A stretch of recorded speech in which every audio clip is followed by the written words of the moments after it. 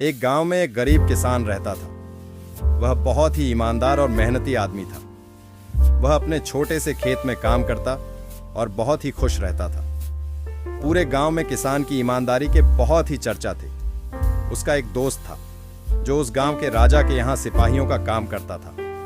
वह किसान से उसके घर रोज मिलने जाता था। एक बार राजा ने अपने दरबार में एक ऐलान किया कि उसके बगीचे में काम करने वाला एक अच्छा सा कारीगर चाहिए जो उसके बगीचे के पेड़ पौधों और फूलों का ध्यान रख सके। राजा का यह ऐलान सुनकर किसान के दोस्त सिपाही ने सोचा कि यही मौका है कि किसान से मित्रता निभाने की।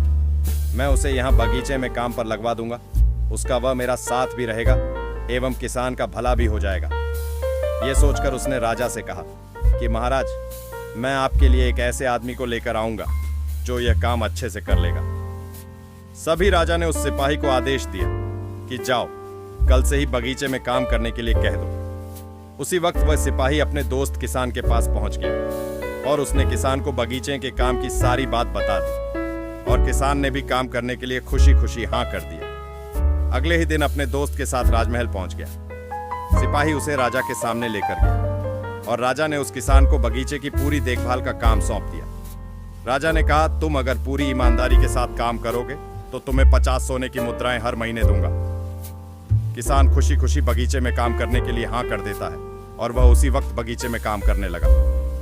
किसान बगीचे में बहुत दिल लगाकर काम करता था। कुछ दिन बीत गए। किसान ने बगीचे को बहुत सुंदर और हरा भरा बना दिया। राजा को उसका काम बहुत पसंद आया। एक दिन किसान बगीचे में कुछ खुदाई कर रहा था तो उसने जमीन के नीचे कुछ महसूस किया। तो उसने खुदाई की तो देखा वहां नीचे एक बड़ी सी संदूक थी। किसान ने वह संदूक बाहर निकाला और खोला तो क्या देखा, वह सोने और चांदी से भरी हुई थी। यह देखकर किसान बहुत खुश हुआ और अपनी ईमानदारी दिखाते हुए राजा के पास पहुंचा। राजा किसान की ईमानदारी देखकर बहुत खुश हुआ और उसके साथ वहां गया जहां किसान ने खजाना निकाला था।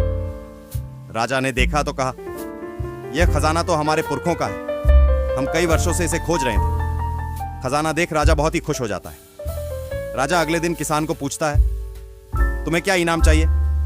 किसान बोला, मालिक, मुझे कुछ नहीं चाहिए। मेरे पास जो भी है मैं उसी में खुश हूं।